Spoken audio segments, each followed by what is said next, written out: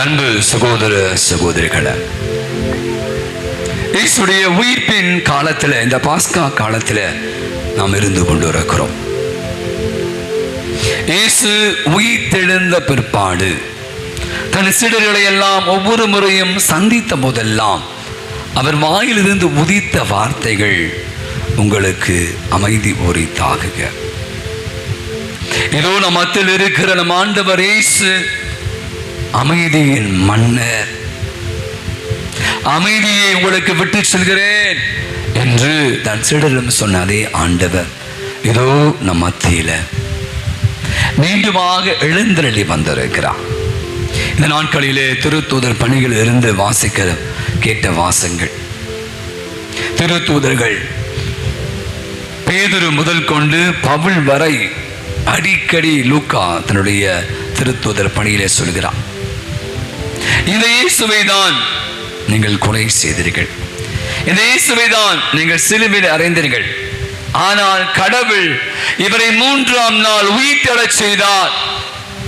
வல்லமையோடு இறந்த அடக்கம் செய்யப்பட்ட இயேசு இதோ வெற்றி வீரராக உயிர்த்தெழுந்தார் என்பதை அவர்கள் பறைசாற்றி வந்ததை நாம் தொடர்ந்து திருத்தூதர் பணியிலே தொடர்ந்து வாசித்துக் கொண்டிருக்கிறோம்.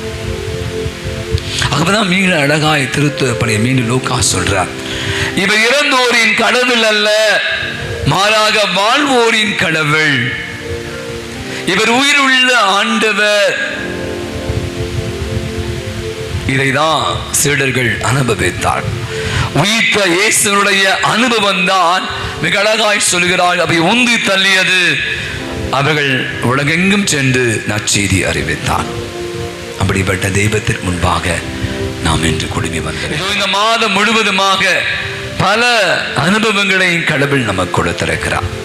குறிப்பாக நம்முடைய பிள்ளைகள் எல்லாம் இந்த அரசாங்க பொது தேர்வை எல்லாம் எழுதிய சமயம், நம்முடைய பிள்ளைகள் தேர்வுக்காக தங்களை தயாரித்துக் கொண்டிருந்த வேளை, நம்முடைய குடும்பங்களில் பல நிகழ்வுகள், குறிப்பாக பல சுபகாரியங்களை கூட நாம் கலந்து கொள்ளக்கூடிய வாய்ப்புகள், பல பயணங்கள், பல பல அனுபவங்களை கடவுள் நமக்கு கொடுத்து அற்புதமாய் நம்ம ஒவ்வொருவரையும் காத்து அனைத்து ஆபத்திலிருந்து விபத்திலிருந்து நம்மை தடுத்து ஆட்கொண்டு எவ்வளவோ பிரச்சனைகளை நாம் சந்தித்த போது கூட நாம் சோர்ந்து போய்விடாமல், நாம் கலங்கி போய்விடாமல், அழகான வசனம் என்று சொன்னது போல, நீங்கள் கலங்க வேண்டாம், மருள வேண்டாம், என்னிலே நம்பிக்கை வையுங்கள் என்று ஆண்டவர் சொன்னார்.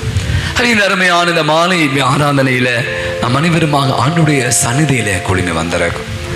இந்த அற்புதமான தெய்வத்தை ஆராதிக்கவும் துதிக்கவும், அவர் இந்த மாதம் முழுவதுமாய் நமக்கு செய்த ஏராளமான நன்மைகளுக்காக, அவரது பெற்றுக்கொண்ட அருள் கொடைகளுக்காக, ஆசீர்வாதங்களுக்காக நாம் இந்த வேளையில ஆண்டவரை கண்டிப்பாக ஸ்துதிக்க வேண்டும், போற்ற வேண்டும், புகழ வேண்டும். அனைவரும் எழுந்து நிற்போம்.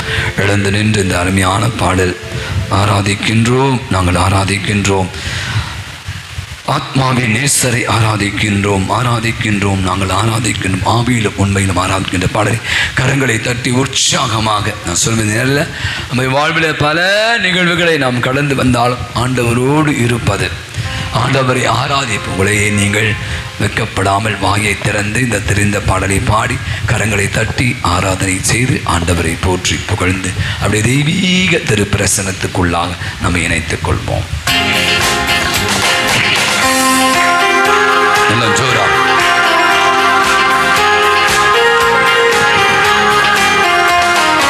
ஆராதிக்கின்றோம், நாங்கள் ஆராதிக்கின்றோம், ஆத்மாவின் நேசரை ஆராதிக்கின்றோம், ஆராதிக்கின்றோம், நாங்கள் ஆராதிக்கின்றோம், ஆத்மாவின் நேசரை ஆராதிக்கின்றோம், ஆராதிக்கின்றோம், நாங்கள் ஆராதிக்கின்றோம்,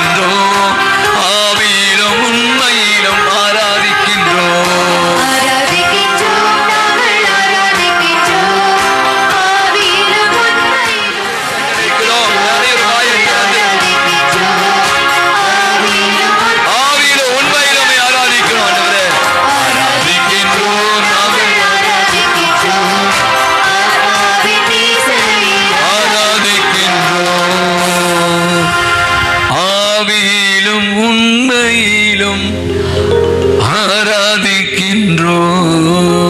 ஒரு விசையாய் அனைவருமாக அந்த ஆண்டவரை இயேசுவை உற்று நோக்குங்கள். இதோ இந்த வெந்நீர் அப்பத்திலே நற்கருணை வடிவிலே நமக்காக எழுந்தருளி வந்திருக்கிற தெய்வம். அந்த நள்ளிரவிலே அந்த அப்போஸ்தலர்கள் திருத்தூதர்கள் அந்த சிறையில் அடைக்கப்பட்ட போது, சங்கிலிகளால் அவர்கள் கட்டப்பட்ட போது, சங்கிலிகள் தனியாக பிரிந்து போனது, அந்த சிறைச்சாலையின் கதவுகள் திறந்தது. திருத்தூதர்கள் யோவானும் திருத்தூதர்கள் பேதுருவும் இந்த திருமுனையிலே அவர்கள் அதிசயமாய் நடந்து சென்றார். நாம் கேட்ட நற்செய்தி முதல் வாசம், இறந்து போனார் என்று சொல்லப்பட்ட பவுல் அவர்கள் மத்தியிலே எழுந்து நடந்தார். அச்செய்தி அறிவித்து உயிர்த்த இயேசுடைய அனுபவம் அவர்களை உந்து தள்ளியது. அவர்கள் நம்பினார்கள், அவருடைய வலிமையை பெற்றுக் கொண்டார். இதோ நம்ம ஆண்டவர் இயேசுவிடம் உற்று நோக்குங்கள்.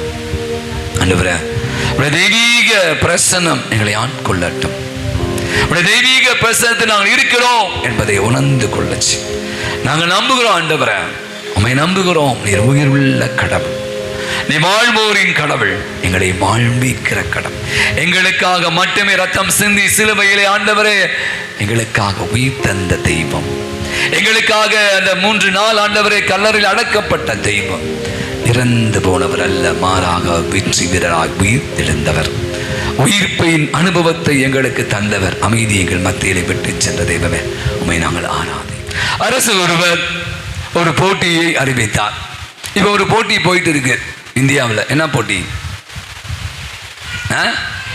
ஆமாம், ஐபிஎல். எனக்கே பயமா இருக்கு. நான் தான் யோசிச்சு கொண்டு இன்னைக்கு உங்களோட பேசும்போது, நான் சிறு பையனாக இருந்த போது டெஸ்ட் மேட்ச் கிரிக்கெட் பெரிய நிறைய பேர் இருப்பாங்க. 5 நாட்கள் ஆடுவாங்க. அப்படியே லோட்டு லோட்டு லோட்டுன்னு ஆடிப்போம். 5 நாள் டெஸ்ட் மேட்ச். அதுக்கு 1 டே மேட்ச் 50 ஓவர் இல்லை, 50 ஓவர். இன்னைக்கு காலையில் யோசிச்சிருந்தேன் 50 ஓவர். அதை போடுவான். இவன் அடிப்பான். அதுக்கே 120 ரன் அடிக்க மாட்டான், 150 அடிக்க மாட்டான். இப்போ ஐபிஎல் வந்த பிற்பாடு 20 ஓவர் 267 அடிக்கிறான். அதான் ஒருத்தன் போட்டிருக்கான். ஆனால் ஒரு 4 அடிச்சாலே அப்போலாம் ஒரே சந்தோஷமா இருக்கும். 4 அடிச்சான், 6. அந்த 5 டே மேட்ச்லேயும் சரி 1 டே மேட்ச்லேயும் ஒரு 6 2 6 அடிச்சாலே சந்தோஷம். இப்போ வரவெல்லாம் எத்தனை 6 தான்ல, எத்தனையும். அதுவும் தோனி சொல்லவே தேவையில்ல, அடி பின்னி பெடலை திருவார். யார் அதிகமாக 6 அடிக்கிறான் தான் இப்போ மேட்ச்சு. வேற 1 2 தான் நீங்கள் சரியான கிரிக்கெட்டர் கிடையாது. 6 4 அடிக்கிறீங்களா? அவன் இன்னைக்கு ஒரு போட்டி. நீங்கள் எல்லாரும் பார்த்தீங்கன்னா, எல்லாரும் நிறைய பேர் நான் பார்த்து கொண்டு இருக்கிறேன். செல்ஃபோன் இப்போ எல்லாம் செல்லே வந்துச்சு. எல்லாம் டிவிலாம் பார்க்கறதில்ல, உட்காந்து செல். எங்கே போனாலும் சரி, பெரிய ஹோட்டலில், பெரிய இடத்துல, பெரிய பீச்சில் போனால் பெரிய டிவி வச்சு, அதுவும் சென்னையில் இருந்தால் சிஎஸ்கே அடித்தாலும் போதும், சேப்பாக்கம் மேலே எவ்வளோ காசு கொடுத்தாலும் பார்க்குறான். அந்த மேட்சை பார்த்தே அவன். அதே மாதிரி இந்த மஞ்சள் ட்ரெஸ்ஸை போட்டுக்கிட்டு, அவங்கவுங்க ட்ரெஸ்ஸை போட்டுக்கிட்டு, அந்த போட்டி என்பது அவ்வளோ ஒரு கவர்ச்சிகரமாக என்று மாறி போய் அப்படி எல்லாத்தையும் மறந்துடுறான். உலகத்தில் எவ்வளோ வெயில் பிரச்சனை இருக்குது, விலைவாசி உயர் இருக்குது, ஓட்டு போட்டு இத்தனை நாளாச்சு, அது பிரச்சனை இருக்குது. அதெல்லாம் விலைவாசி பால் அதெல்லாம் ஒன்றும் தேவையில்லை. அடுத்த பிரதமர் யார் வந்தாருன்னா அடுத்த ஆட்சி நமக்கு வந்தான். நமக்கு இப்போ ஐபிஎல் போட்டி தான் முக்கியம். யார் கோப்பையை வெல்வது என்பது தான். அந்த அரசர் ஒரு காலத்து இந்த போட்டிலாம் வைப்பாங்க, இப்போ யாரும் வைக்கிறதில்ல. ஓவிய போட்டி, பேச்சு போட்டி இல்லை, அந்த காலத்தில் எல்லா ஸ்கூல்லாம் நடன போட்டிலாம் வைப்பாங்க. அந்த அரசர் இப்படியாக ஒரு போட்டியை அறிவிக்கிறார். ஓவிய போட்டி. ஓவிய போட்டியினுடைய தலைப்பு என்னவா இருக்கும்? கெஸ் பண்ணி பார்ப்போம். இன்னைக்கு நான் பிரசங்கம் வச்சேன். ஏசு சொன்னார், என்னது? அமைதி. அமைதியை பற்றி ஏதாவது ஓவியம் வரைய முடியுமா? ரொம்ப கஷ்டங்க. ஆனால் பிறகு ஓவியர்கள் நிறைய பேர் இருக்காங்க. இப்போ குழந்தைங்கெல்லாம் கொடுத்து நான் அடித்து கலக்குவாங்க. பல பேர் இந்த போட்டியில் கலந்து கொண்டாங்க. நிறைய எழுதி எல்லாம் வரைஞ்சி அடிச்சு தள்ளுறான். அதுக்கென்று ஒரு நடுவர் குழு வைக்கிறார். அது வந்ததெல்லாம் அவங்க பார்த்துட்டு எது சிறந்தது, எதுக்கு மார்க் போட்டு போட்டியில் எல்லாருக்கும் பரிசு தர முடியும். அவங்க தெரியும். The first prize, maybe second prize, third prize. இவங்க நடுவர்கள் எல்லாம் என்ன செஞ்சாங்க, எல்லாம் பார்த்துட்டு பெஸ்ட்டு இதில் 2 படம் எடுத்து வைக்கிறாங்க. 2 இந்த சிறந்த ஓவியம் என்று அரசரே இந்தாங்க, இது 2மே எங்களுடைய பார்வையில் பெஸ்ட்டாக இருக்குது. ஆனால் இது 2ல் நீங்கள் எது பெஸ்ட்டு நினைக்கிறீங்களோ, எது சிறந்து நினைக்கிறீங்களோ அதை நீங்கள் தேர்ந்தெடுங்கன்னு சொல்கிறாங்க. முதல் படத்தை எப்படி எடுக்கிறார் அரசர். அது ஒரு மாலை பொழுது, அந்தி சாயும் மாலை வேளை.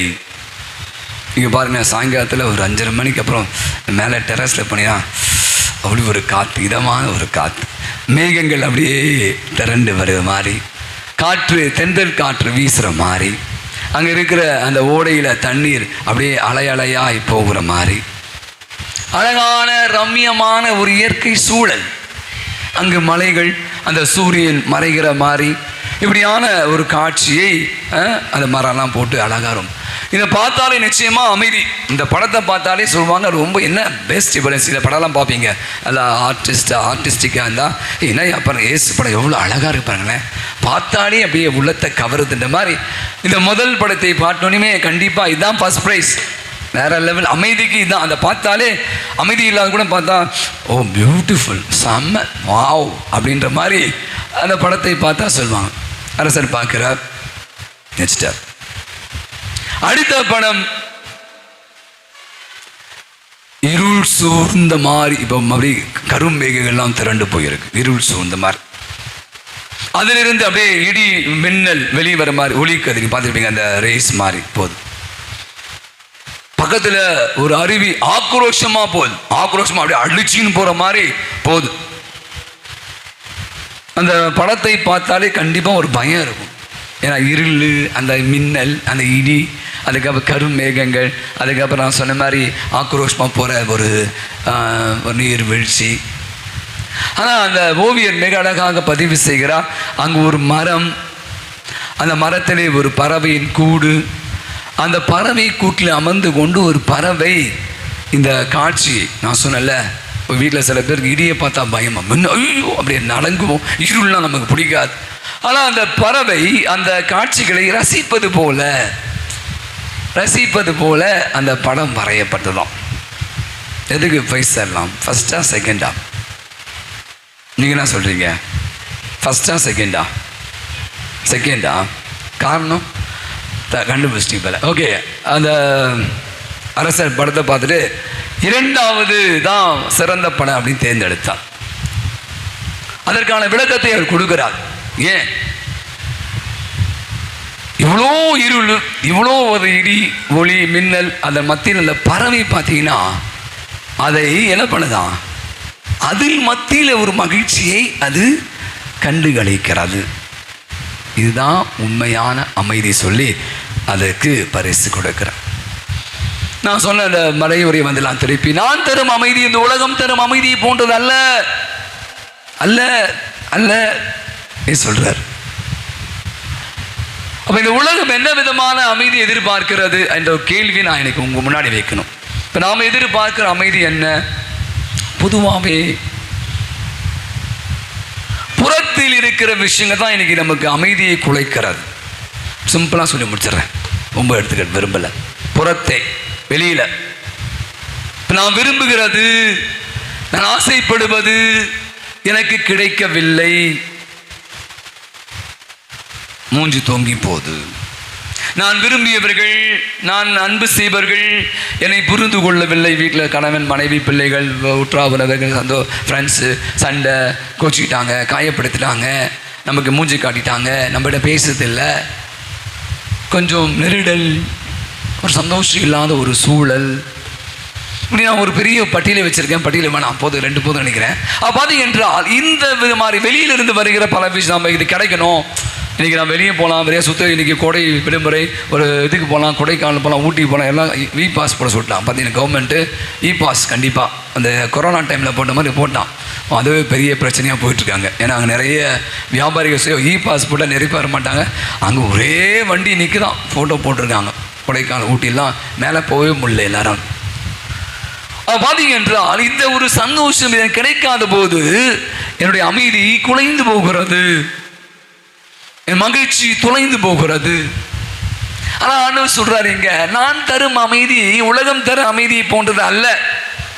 என்னுடைய அடுத்த கேள்வி, அப்ப என்னதான் இது சொல்ல வராரு, என்னதான் அமைதியை தர வராரு? நான் சொன்னேன், அலைகள் இல்லா ஒரு கடலை நம்மளால பார்க்கவே முடியாது. நீங்க எந்த ஊர் போனாலும் அதுக்கப்புறம் தான் அலைகள் வந்து ரொம்ப தூரம் உள்ள போகணும். ஆழ்கடல் தான் அமைதி இல்லைன்னு சொல்றான். கடல்ல கண்டிப்பா எங்க போனாலும் மேபி கம்மியா இருக்கும், ஆனால் அலைகள் வந்து கண்டிப்பா இருக்கும். மனிதனுடைய வாழ்வு என்று பார்க்கிற போது பிரச்சனைகள், துன்பங்கள், கண்டிப்பாக அதை இல்லாமல் நம்மளால் வாழவே முடியாது. அப்ப இன்னைக்கு ஆண்டவர் தருகிற அமைதி என்ன அப்படின்னா, இந்த துன்பங்களை, இந்த பிரச்சனைகளை எப்படி எதிர்கொள்வது. முதல் மாசம் ரொம்ப அற்புதமான ஒரு வாசம். நேற்று தொடக்கம் நீங்கள் வந்தீங்கன்னா பூசைய திருப்பலி வாசங்கள் பார்த்தீங்கன்னா, அவர் லிக்கோனியா அப்படின்னு லிஸ்திரா என்ற இடத்துக்கு போகிறாரு. அங்கேயே நற்செய்தி அறிவிக்கிறாரு. மற்றவங்களாம் என்ன பண்ணுறாங்க, இப்போ உங்களுக்கு தெரியும் பவுலடிகளார் சாதாரண இல்லை. ஏன்னா அவர் சவுலாக இருந்து பவுலாக மாறி, அவர் நிறைய கிறிஸ்துவ ஜெயிலில் போட்டவர், திருத்தூரை அச்சுறுத்தியவர், நிறைய பேர் அவர் சேவானை கொலை செய்வதற்கு மிக முக்கிய காரணமாக, இப்படி பல குற்றச்சாட்டு. வசனம் அழகாய் சொல்லும், அவரை பார்த்தவொடனே சீடர்கள்லாம் பயப்படுறான், இவனையா கூடாது, இவனா இயேசு அறிவிக்கிறான். அப்போ இவர் என்ன பண்ணுறாரு, பல இடங்கள் எதிர்ப்புகள். இவர் இன்னொரு இடத்துக்கு போகிறாரு, இந்த லிஸ்திரா சொன்ன போகும். அங்கிருந்து எல்லாரும் சேர்ந்து நோ இவரை அடித்து சாவடிங்க என்று அவரை ஏளனப்படுத்துகிறார்கள். வசனம் அழகா, அவரை இழிவுபடுத்தினார், அவரை அசிங்கப்படுத்தினார்கள், அவர் மீது ஏச்சு பேச்சு கல்லால் எறிகிறார்கள். நம்ம யாரை கல்லா எறிவோம்? நாய் தான் கல்லால் எறிவோம். அது கடிக்க வந்தான் கல்லால் எறிகிறார்கள். நீங்கள் பார்த்த சிச்சுவேஷன் இங்கே வந்தால் நம்மளாம் என்ன ஆகும் பாருங்க. நான் வரேன் பாயிண்ட்டுக்கு. கல்லால் இருந்து அதனுடைய அடி தாங்காமல் அவர் அப்படியே விழுந்துட்டார். வசனம் இன்னைக்கு முதல் மாசத்தை தெளிவாக வாசி கேட்டீங்க, அழகாக வாசித்தாங்க. அவர் இறந்துட்டாருப்பா, செத்துட்டார். அந்த ஆளு தூக்கி போடுங்க. சீடர்களே நினைச்சாங்க, ஐயோ ஒரு காலி பேர் அவுட்டு. ஆனால் வசனம் அழகாய், அவர் எழுந்து அவர்கள் மத்தியிலே நடந்து சென்றார். தொடர்ந்து இறை வார்த்தையை அவர் அறிவித்தார். நான் சொன்னேன், நம்ம ஒருத்தர் காயப்படுத்துகிறாங்க, அந்த வேதனை, வருத்தம், நம்முடைய அமைதி குலைந்து போகிறது. ஏச்சுக்கள், பேச்சுக்கள், கல்லடி, அவமானங்கள் எங்கங்க எப்படிங்க இந்த ஆளாக தாங்க முடிந்த பவுலடிகளாக யோசித்து பார்ப்பேன். எந்த டைம் இந்த வாசித்து பாருங்க. 2 கொரிந்தியர் 11ஆம் அதிகாரம் நினைக்கிறேன், ஒரு பெரிய லிஸ்டே போடுறார். எவ்வளவுக்கு எவ்வளவு பாதிப்புங்க, எவ்வளோ என்னை நிர்மாணப்படுத்தினார், என்னை அடித்தார்கள், என்னை சித்திரவதை செய்தார்கள், என்னை கொடுமைப்படுத்தினார்கள், எனக்கு சாப்பாடே போடல என்பதெல்லாம், நான் குளிரில் வாழ்ந்தேன் என்பதை பற்றி ஒரு நீண்ட ஒரு பட்டியல் தருவார். ஒன்னே நான் சொல்கிறேன், அந்த பிரச்சனைகள் வெளியிருந்து வந்தது, அது உள்ள போல. காரணம், இந்த உயிர்த்த இயேசுடைய அனுபவத்தை அவர் பெற்றிருந்தார். தமஸ்கு நகருக்கு போகும்போது அந்த இயேசு அவரை சந்தித்தார். அந்த அனுபவம் அவருக்கு மிகப்பெரிய வலு ஊட்டியது. அதனால தட்டிட்டு எழுந்து போயிட்டே இருக்கார். நீங்கள் இங்கே என்ன பண்ணுறீங்க, அவங்க அதான் சொல்லிட்டாங்க, இவங்க இப்படி பேசிட்டாங்க, அவங்க பின்னாடி பேசிட்டாங்க, அவங்க என்னை ஏமாற்றிட்டாங்க, அவங்க எனக்கு நம்பிக்கை துரோகம் பண்ணிட்டாங்க, இப்படியெல்லாம் நம்ம நிறைய மனசில் நிறைய பிரச்சனை. சாமி உங்களுக்கு என்ன தெரியும், என்ன சொல்லுவோம், பிரச்சனைக்கு மேலே பிரச்சனை. எனக்கு இப்படி எல்லாருக்கும் பிரச்சனைகளால் வாழ்க்கை இல்லையே. நான் யோசித்து பார்த்தேன், ஒரு சாதாரண ஒரு செடி வாங்கினேன். இந்த சாதாரண செடியை நம்ம நடுறோம், வெயில் கொடுமை. நீங்கள் என்ன பண்ணுங்க, ஏசியில் போய் உட்காந்து, நம்ம எல்லாருமே என்னையும் சேர்த்துக்கிறேன், ஏசியில் உட்காரோம். செடி எங்கே ஏசியில் உட்காந்து? கடுமையான வெயில், மழை, யாராவது போய் கொடை பிடிக்கிறீங்களா? செடிக்கு குளிர், அவ்வளோ ஒரு தாக்கம். வெளியிருந்து வருகிற அத்தனை விதமான தாக்கங்களை எல்லாம் தாங்கி கொண்டு அந்த செடி தானாக வளர்கிறது, அது மரமாகிறது, கனி கொடுக்கிறது, அது காய் கொடுக்கிறது, பூ மலர்கிறது. காட்டில் இருக்க விலங்குகளை பற்றியெல்லாம் சொல்கிறாங்க. நீங்கள் பார்த்தீங்கன்னா இன்றைக்கி காட்டில் விலங்குகள்லாம் வெளியே வந்துச்சு. சொல்லல, நிறைய விலங்குகள் வெளியே வந்துச்சு. ஏன்னா அவங்க தண்ணி இல்லை. நீங்கள் பார்த்தீங்கன்னா புலி வந்துச்சு, சிங்கம் வந்துச்சு, யானைகள்லாம் வெளியில் வருது, ரோட்டுக்கு வருது. அங்கே கூட நிறைய விலங்குகள்லாம் இருக்குது, உங்களுக்கு தெரியும் நினைக்கிறேன். சப்போஸ் மான் எடுத்துக்கலாமே, மானை சிங்கமோ புலி அடித்து சாப்பிட்டு காத்து கொண்டு இருக்கு. எப்போ மாட்டோன்னு சொல்லிட்டு மனிதன் வேட்டையாடுகிறான் அங்கே போயிட்டு, என்னது உள்ள காட்டுக்குள்ளே போய். ஆனால் அதன் மத்தியிலும் கூட அந்த விலங்குகள் இன்று வாழவில்லையா? அப்போ நீங்கள் நான் இன்னைக்கு சாதாரண ஒரு பிரச்சனையை பெருசாக ஊதி பெருசாகிட்டு வாழ்க்கையை தொலைத்து போனவர்கள், துவண்டு போனவர்கள் எத்தனை பேர். அப்போ இன்னைக்கு அருமையான செய்தி, பிரச்சனைகள் இருக்கிறது, ஆண்டவருடைய பிரசன்னம் என்னோடு இருக்கிறது. எத்தனை பேர் சொல்லுவீங்க? பவுலடிகளார் மிக அழகாய் சொல்கிறார், அந்த பிரச்சனைகள், அந்த கல்லடி, அந்த இறந்து போனார் என்று சொன்ன போது கூட சோர்ந்து போகவில்லை, அவர் ஏற்றுக்கொள்ளவே இல்லை. நிறைய பேர் திருத்துதரை பயந்து போனார்கள். இந்த உயிர்த்த இயேசுடைய அனுபவத்தை தனதாக்கி கொண்டார். அதன் வழியாக ஆண்டவருடைய வல்லமை அவர் ஒரு செயலாற்று. இன்னைக்கு நீங்களும் நானும் கூட அப்படியே கண்களை மூடுவோம். அழகான ஒரு பாடல், ராஜாவும் பிரசன்னம் போதும் ஐயா. நீங்கள் நம்முடைய வாழ்வில் பல நேரங்களில் நாம் நினைத்திருக்கிற பல காரியங்கள், பைசா, புகழ், பெருமை, இதெல்லாம் நம்மளை ஒரு பெருசாக்கும் நினச்சிட்டு நம்ம வாழ்வையே இன்றைக்கி நம்ம துளைத்து போகிறோம்.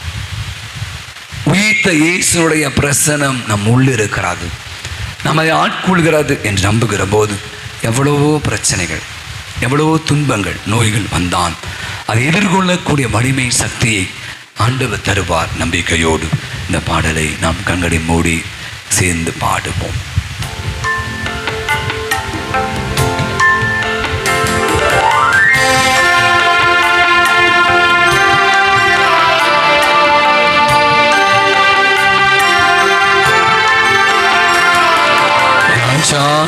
பிரசன்னம் போதுமையா, எப்போதும் எனக்கு போதுமையா. ராஜாவும் பிரசன்னம் போதுமையா, எப்போதும் எனக்கு போதுமையா. பிரசன்னம் பிரசன்னம் தேவ பிரசன்னம்.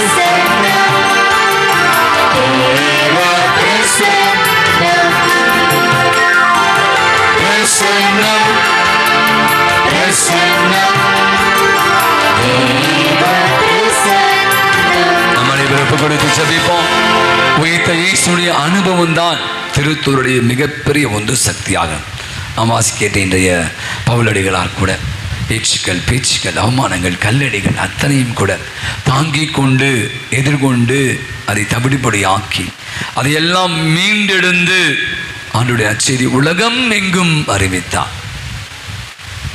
நமக்கும் கூட பல பிரச்சனைகள் இருக்கலாம். அந்த உள்ளத்தை, உடலை, குடும்பத்தை, அது எந்த பிரச்சனையாக இருந்தால் அதுவே பிரச்சனையிலிருந்து விடுதலை தாங்க கேட்காதீங்க. அந்த பிரச்சனையை எதிர்கொள்ளக்கூடிய சக்தி உங்கள் பிரசன்னம் என் கூட இருக்கும்போது இதெல்லாம் எனக்கு ஒரு பெரிய பிரச்சனையே இல்லை என்பதை உணர்ந்து கொள்ள அனுபவிக்க அருள் வேண்டி மாண்பீர் கீதத்தை பாடி ஆசிரியை பெற்றுக்கொள்வோம்.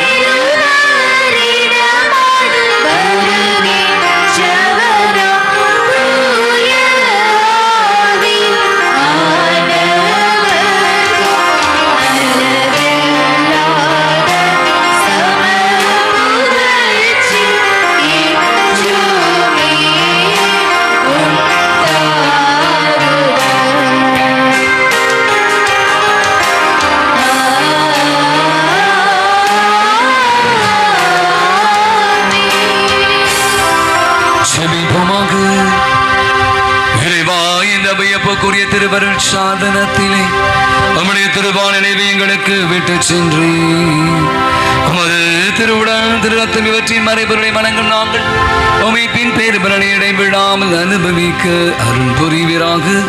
நம்மோடு என்று வாழ்ந்து ஆட்சி செலுத்துகிற அவர் வழியாகவே உமை மன்றாடுகிறோம்.